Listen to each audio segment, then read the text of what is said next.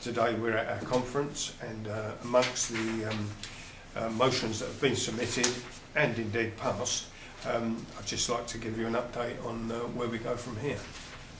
One of the main and more robust motions was on the tied lease agreements, which in our view are becoming more and more onerous and more robust in their content as time is getting on.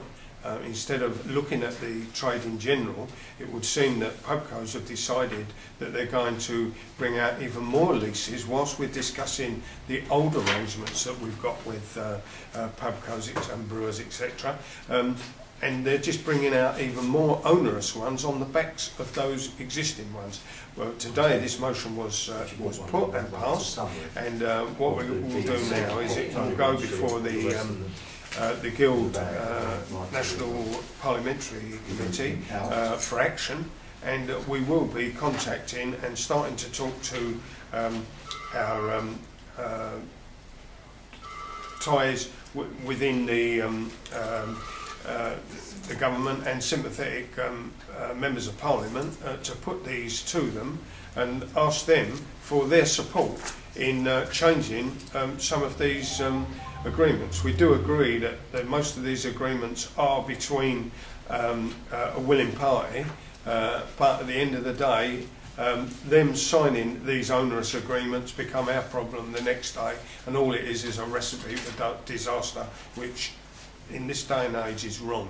It's immoral, and if you were selling a product of any other kind, especially food or drink, it will be stamped on by Parliament, and this is no more out of order than those. There are onerous agreements. They are just a way of raising more and more money with no form of guaranteed living for the people who are selling houses, etc., and selling their pensions to run a business where they've got no chance of making a living at all.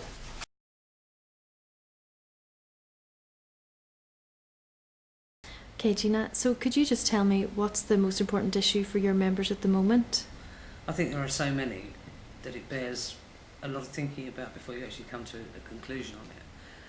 I think a lot to do with the TIE, the Policing and Crime Bill, the Exclusion of Certain Persons Act 1980. There are lots of different things for different people. The identity card for some people is very important, for others not so. But the majority of the motions that we had today were carried, and for good reason, because people feel passionately about them.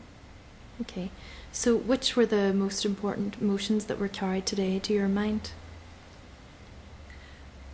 Going back over them, I think probably the breaking of the tie, or as they're now calling it, the breaking of the tie, or the abolition of the tie, is probably the most important thing to people. Yeah, I think it's probably out of all of them, that's the most important one. Okay, and so how will you take this forward? How will the Guild of Master Victuallers now take this forward? We'll take it forward by taking it to the National Parliamentary Committee. I'm hoping within the next few weeks to actually contact.